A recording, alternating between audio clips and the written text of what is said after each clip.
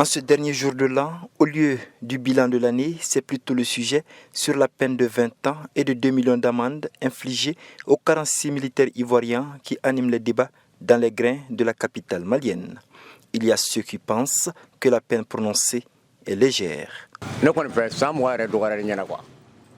Débarquer avec armes et bagages dans un pays sans autorisation n'est acceptable nulle part au monde. J'aurais préféré une peine encore plus lourde. On ne sait pas le destin qui les animait. Donc pour moi, 20 ans et 2 millions d'amendes me paraissent assez légères comme peine. Pour le deuxième groupe, compte tenu des liens entre les deux pays et du nombre de Maliens et d'Ivoiriens vivant dans chaque pays, cette peine, si elle est assortie d'une grâce présidentielle, peut calmer la tension. Je souhaite que cette affaire finisse au plus vite. On a tous des parents dans les deux pays. Moi, je suis né en Côte d'Ivoire et j'ai de la famille là-bas.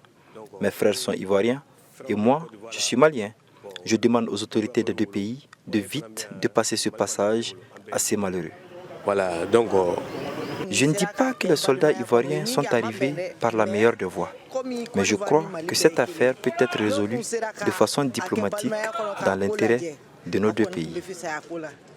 Pour des Ivoiriens qui ont passé 48 heures à suivre le procès, ce jugement n'entame en rien la cohésion entre les deux pays. Moi, je pense que c'est un problème politique, parce que fondamentalement, ça n'affecte pas trop les relations entre les deux pays et entre les deux peuples. Voilà, je me rappelle que quand je venais récemment le 23 novembre, j'ai voyagé avec une nouvelle mariée. Elle a célébré son mariage en Côte d'Ivoire, mais en réalité son mariage au Mali ici. 2 semaines après, j'ai un de mes proches qui est épousé une Malienne. Pour dire que en réalité, les peuples continuent à cohabiter pacifiquement. Pour les 3 femmes qui avaient été libérées en début septembre, jugées par contumace, elles ont écopé de la peine de mort et de 10 millions d'amendes.